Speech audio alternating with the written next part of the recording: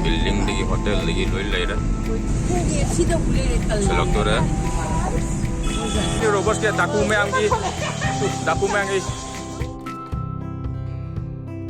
wow apa jam itu tu wah jadi ni moi student semana mi ba puji student of the year ka ja nama po apa jam Buddha temple Dehradun Wang siang ban nong kalak mai wang sama lai sini kai na super jam surroundings wow hello iku apa sih wang wah apa sih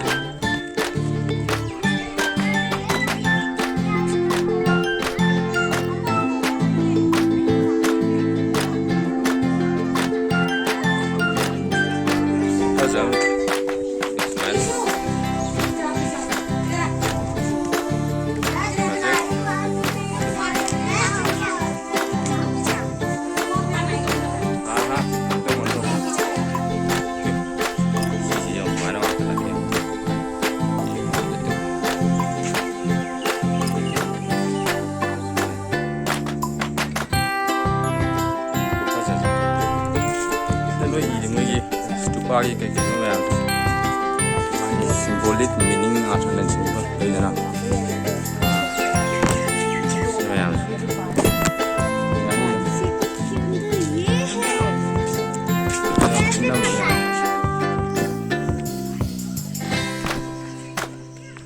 Masih bogi yang kote sini apa sih?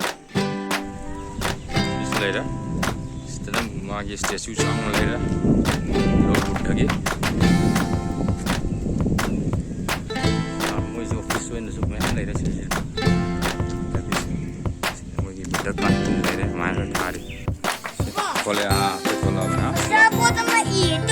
Makan apa ini? Thank you for your visit. Aku selak begini. Thank you, hai muka. Mahathir ki mandir mana itu dah lak begini sih.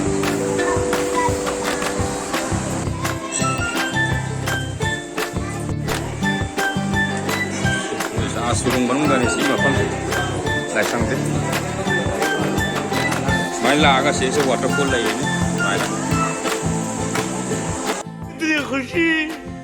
Itu khusyuk murah.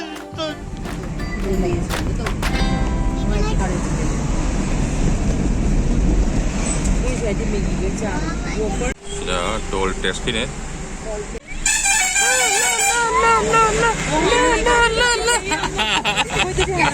Atau itu? Oh, nanti ya masih mana itu? Atang sudah itu. Ngantuk kantor yang mana? Oh, apa? Ote. Wow. Waterfall lokang dini. Bunda macam marking ada ni tahu macam apa? Waterfall, Kempty waterfall. Waterfall selera. Kita tu.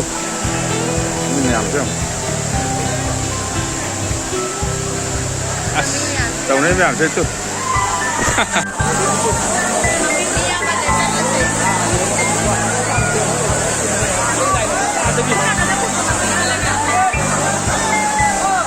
Kupa jam ni sisi aku ye mushroom malam tu ada isya. Don't change position, okay? Sip. Apa tahu ke?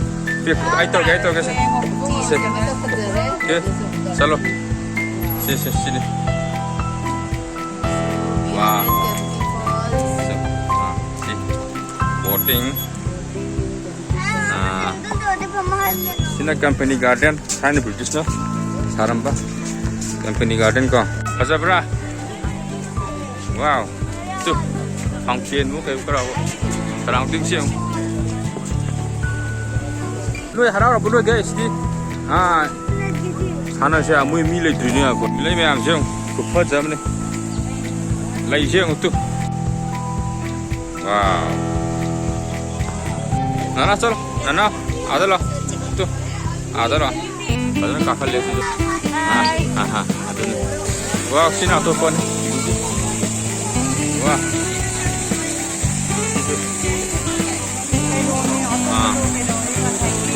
Company garden ki manung gini sini.